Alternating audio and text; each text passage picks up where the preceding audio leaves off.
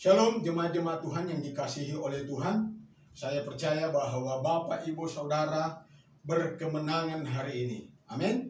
Sebab itu kita ada di tempat ini, dalam ruangan ini untuk kita sama-sama menikmati berkat Tuhan dalam ibadah kebaktian, kebangunan rohani. Saat ini kita akan mendengarkan, merenungkan kebenaran firman Tuhan yang pasti akan memberkati kita. Sebelumnya, mari kita satu dalam doa, kita berdoa. Bapa yang baik, kami bersyukur, terima kasih. Untuk kesempatan ini kami boleh bersama-sama dengan jemaat-jemaat Tuhan ada dalam ibadah yang luar biasa, yang pasti memberkati kami. Melalui kebenaran firman Tuhan yang kami akan dengar hari ini, kiranya ini akan kami renungkan dan akan kami lakukan di dalam kehidupan kami sebagai bentuk bahwa kami ini adalah orang-orang yang percaya kepadamu. Di dalam nama Tuhan Yesus Kristus, urapi hamba, urapi dan berkati seluruh jemaat-jemaatmu. Kami berdoa dan bersyukur kepadamu Bapa. Haleluya. Amin. Saudara-saudaraku yang kekasih di dalam nama Tuhan Yesus Kristus, kita patut bersyukur bahwa kita telah mendapatkan keselamatan dari Tuhan.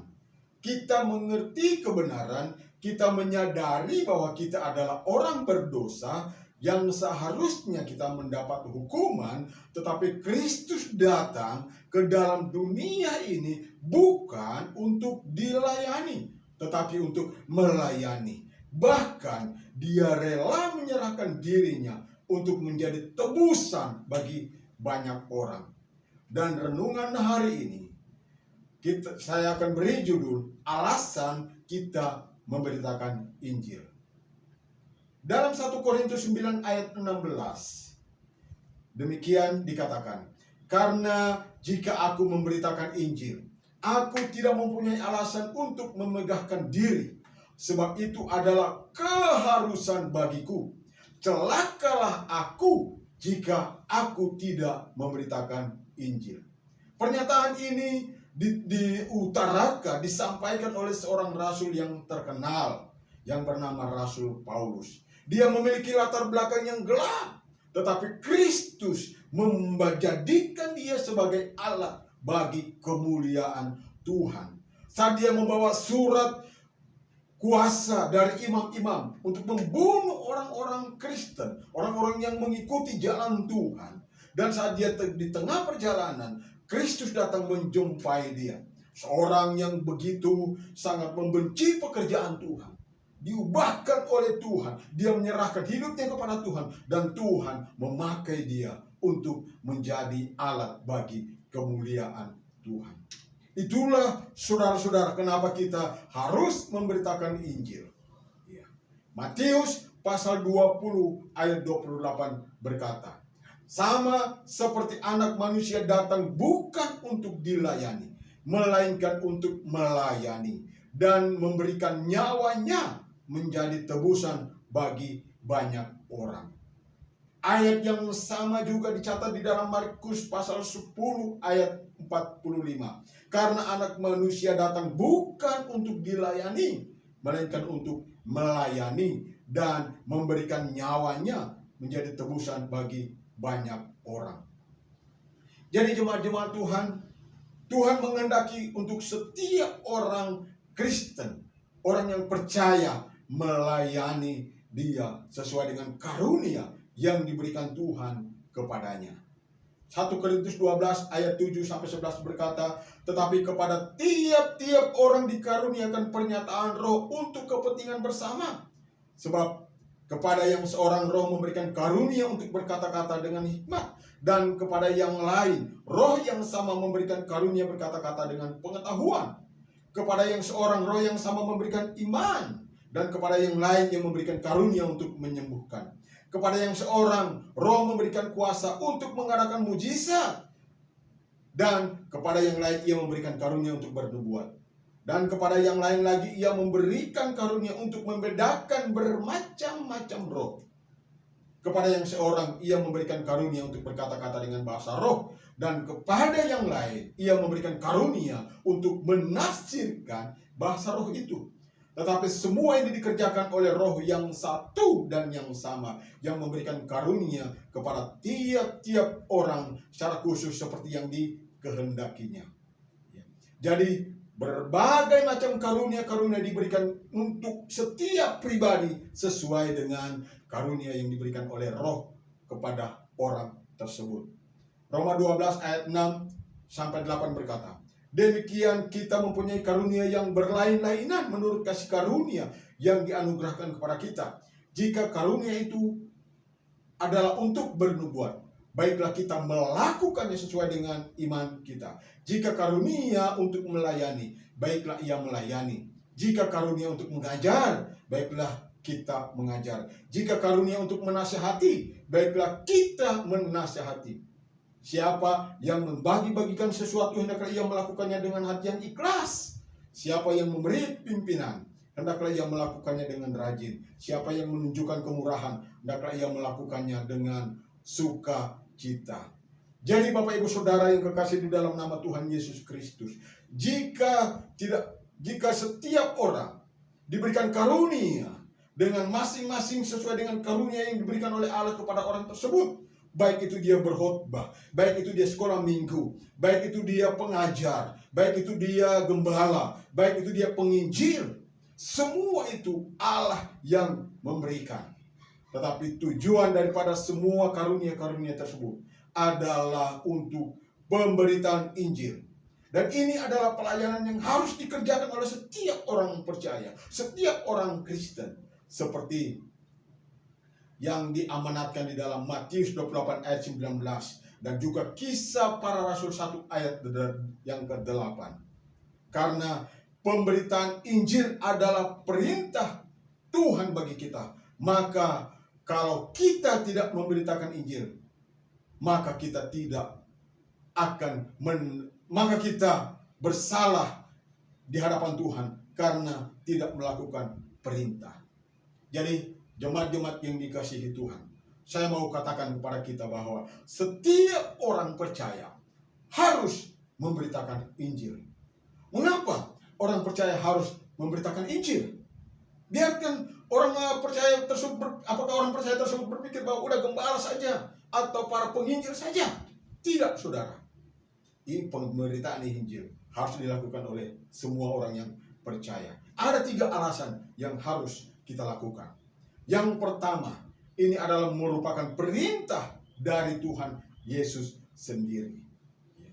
Dikatakan di dalam Yeremia 48 ayat 10, terkutuklah orang yang melaksanakan pekerjaan Tuhan dengan lalai, dan terkutuklah orang yang menghambat pedangnya dari penumpahan darah.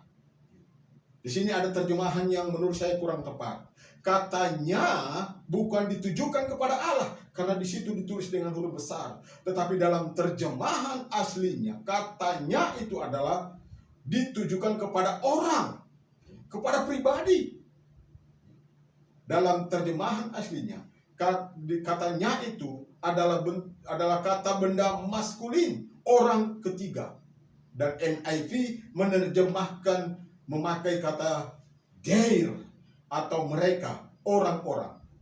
Dan NIV menerjemahkan terkutuklah orang yang bermalas-malasan mengerjakan pekerjaan Tuhan, dan terkutuklah orang atau mereka yang menahan pedangnya dari penumpahan darah. Jadi kita harus mengerjakan pekerjaan Tuhan. Yeskiel 3 ayat 18 berkata, kalau aku berfirman kepada orang jahat, engkau pasti akan dihukum mati, dan engkau tidak memperingatkan dia, atau tidak berkata apa-apa untuk memperingatkan orang jahat itu dari hidupnya yang jahat, supaya ia tetap hidup.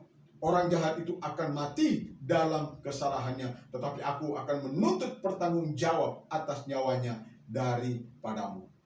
Jadi kita harus memberitakan Injil. Kalau tidak, kita akan disalahkan karena tidak memperingatkan orang jahat tersebut.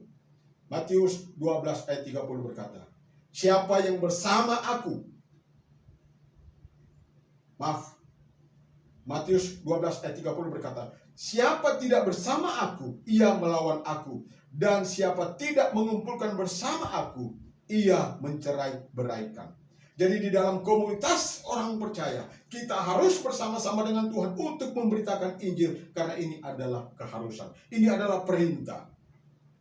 Seorang prajurit yang menerima tugas dari komandan, maka dia harus melaksanakan tugas tersebut. Dia tidak boleh membangkang. Kalau dia membangkang atau tidak melaksanakan perintah tersebut, maka dia akan mendapatkan disiplin dari komandannya. Bahkan bisa-bisa dia dipecat dari kesatuannya. Jadi kita sebagai orang-orang percaya, mari kita memberitakan Injil karena ini adalah tugas dari Tuhan bagi kita. Yang kedua, jika Tuhan memakai kita, ini adalah kehormatan. Apakah Tuhan tidak bisa bekerja sendiri untuk memberitakan Injil? Bisa, saudara. Tapi itu tidak dilakukannya. Allah ingin melibatkan kita dalam proyeknya Allah.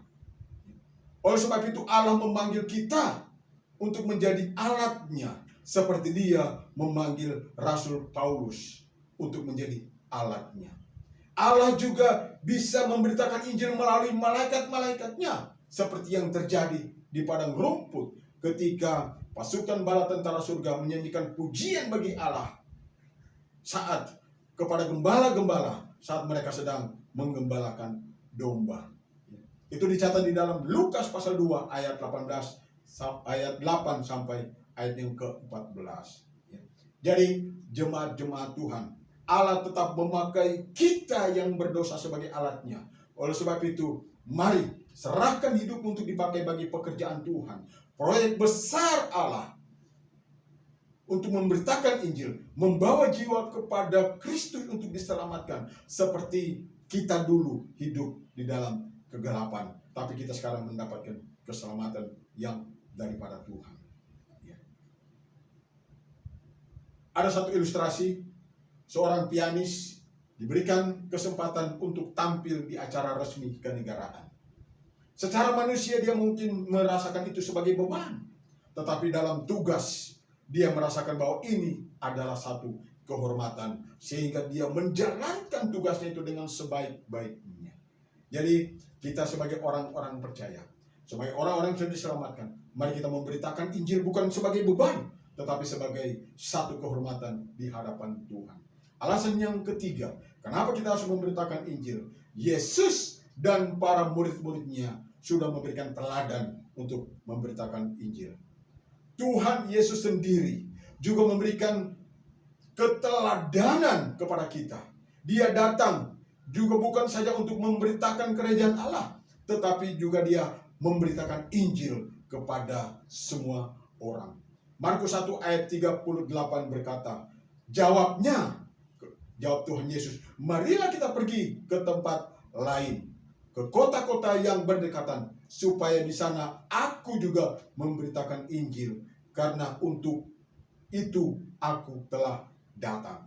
Jadi Kristus sudah memberitakan Injil, dan rasul-rasulnya pun mengikutinya, meniru teladannya dengan memberitakan Injil.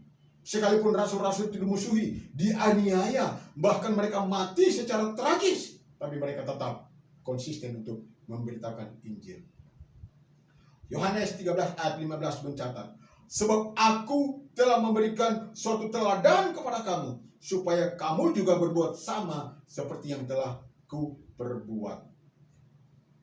Jadi kita harus mengikuti teladan dari Tuhan Yesus Kristus untuk memberitakan Injil. Ini adalah 3 alasan kenapa kita harus memberitakan Injil. Yang pertama, karena Injil adalah perintah dari Tuhan. Yang kedua, jika Tuhan memakai kita, itu adalah satu kehormatan. Oleh sebab itu berbanggalah, saudara-saudara. Yang ketiga, Yesus dan para rasul telah memberikan keteladanan bagi kita. Sebab itu mari kita mengikuti teladan ini, memberitakan Injil kepada semua orang. Amin. Tuhan Yesus memberkati kita semua. Mari kita berdoa.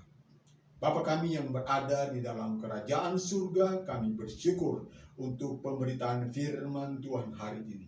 Menjelaskan kepada kami bagaimana kami harus memberitakan Injil. Ini adalah alasan Tuhan memerintahkan kepada kami, karena ini adalah amanat agungmu, ini adalah tugas yang mulia, dan Kristus sendiri sudah memberikan keteladanan kepada kami.